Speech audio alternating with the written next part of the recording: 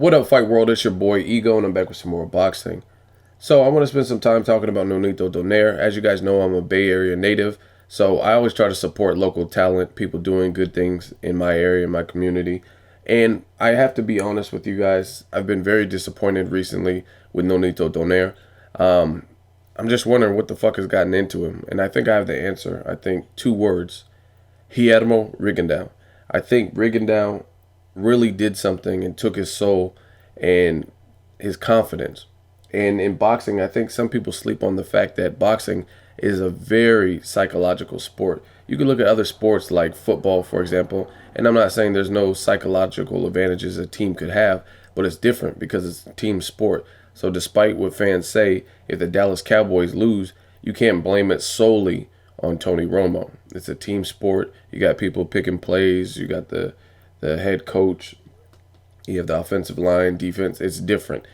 When you're in the boxing ring, you have strength and conditioning coach, a head trainer, and whatnot.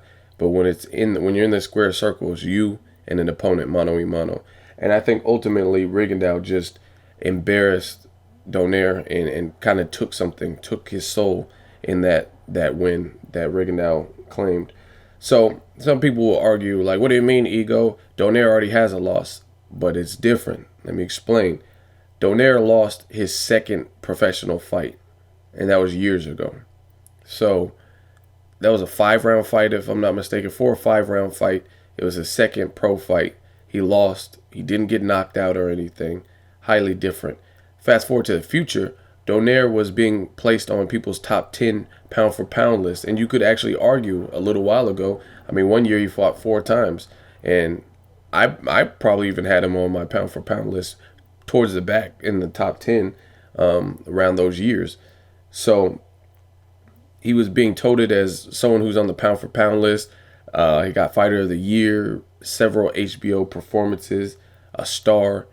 And to have what Rigondeaux did happen to him was clearly an embarrassment for him in his career, because Rigondeaux, a guy who a lot of people said, oh, he's an amateur, he's not adjusted and acclimated to the pro style, Donaire's going to walk all over him. Then you had dedicated Rigondeaux fans who said the opposite, but I'm talking about the Nonito Donaire fans. They were like, oh, Rigondeaux, who's he beat? He has 11 pro fights or whatever it was at the time. And they didn't see that. They didn't see any possibility, any hope.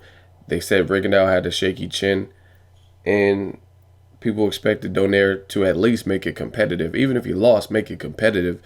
But it was quite the contrary. He didn't make it competitive. He was getting thoroughly beat and beaten to submission, and that's almost worse than getting knocked out, in my opinion, psychologically, because Donaire, he got that work for 12 rounds. And then in the 12th round, he was moonwalking and holding his eye and shit. And you did this against a guy who had 11 pro fights. Not saying Rigondeaux, obviously he's experienced, but that's the argument some of the diehard Nonito Donaire fans were saying. They're like, oh, this guy isn't beating when he has 11 pro fights. So guy with 11 pro fights, and you let him do that to you and have a sustained beating over 12 rounds and blew you out the water. You know what I'm saying? It was lopsided. That's almost worse than getting knocked out. Like, you look at Amir Khan versus Danny Garcia.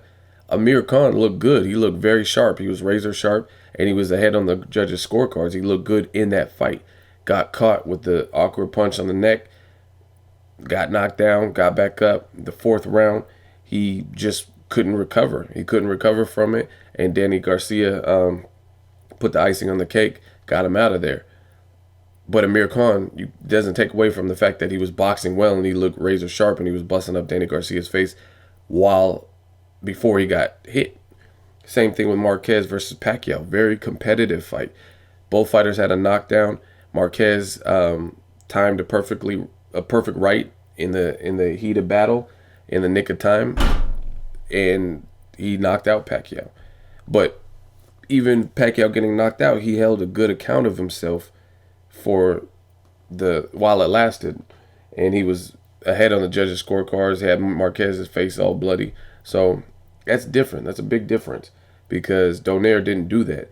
Donaire was getting thoroughly beat to the punch, and I think that type of affair really did something to his confidence.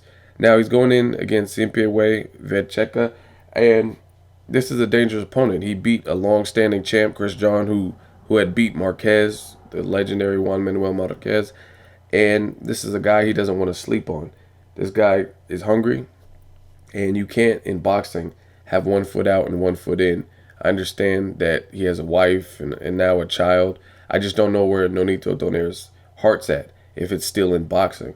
And if it's not, we're going to see that this weekend, because this is not a sport where you can play, where you can underestimate people. I thought he looked like trash against Darchinian in the rematch. You got to look at that also.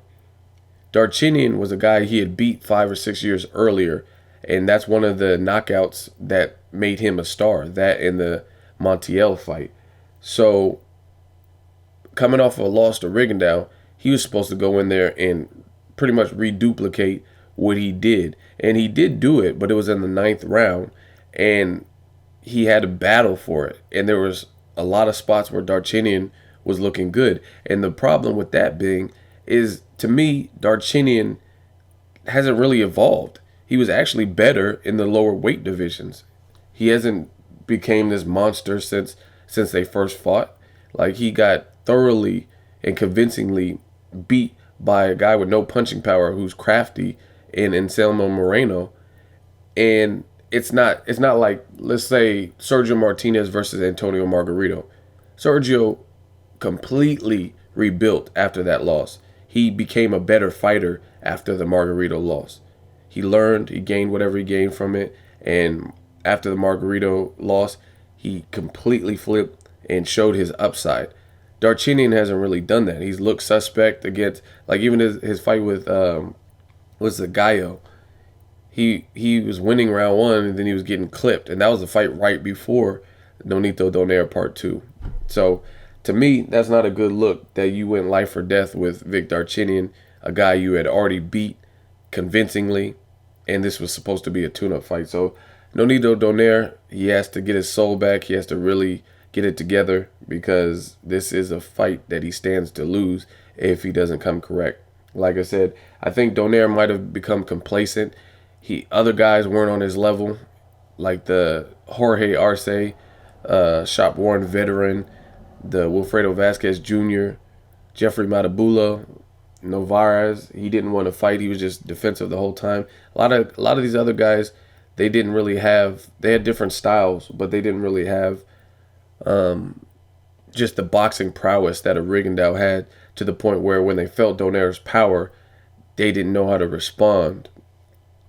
So, like Nishioka, Narvaez, they felt that power, and they let Donaire dictate and pretty much bully them.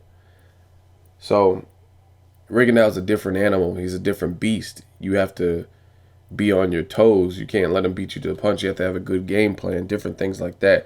So Donaire, in that fight, he was going to have to, if he wanted to win, he was going to have to dig down deep and really work for it. So we'll see this Saturday what Donaire's talking about, what he looks like. I've just been very disappointed. And it's rare that you see a fighter who is, again, being mentioned on pound for pound top 10 lists, and they just completely fall off after a loss. It happens, though, because, again, boxing is psychological. You look at Ricky Hatton, undefeated fighter. He had good names like Castillo. He had beat Costazu. And after that check hook turnbuckle Mayweather punch, he wasn't the same. He slowly started to unravel. And then Pacquiao really just iced him and put the icing on the cake and rock-a-bye him. So we'll see. We'll see what Donaire does this Saturday and how he responds. But if the Donaire that shows up is the same Donaire that fought Vic Darchinian in the rematch, then he has a great chance to lose. So it's going to be interesting to see what version of Donaire shows up and how committed and what he looks like. So I'm looking forward to it. Shout out to all my Bay Area people. Let me know what you guys think. As always, hate, comment, or subscribe. Till next video, it's Ego signing off.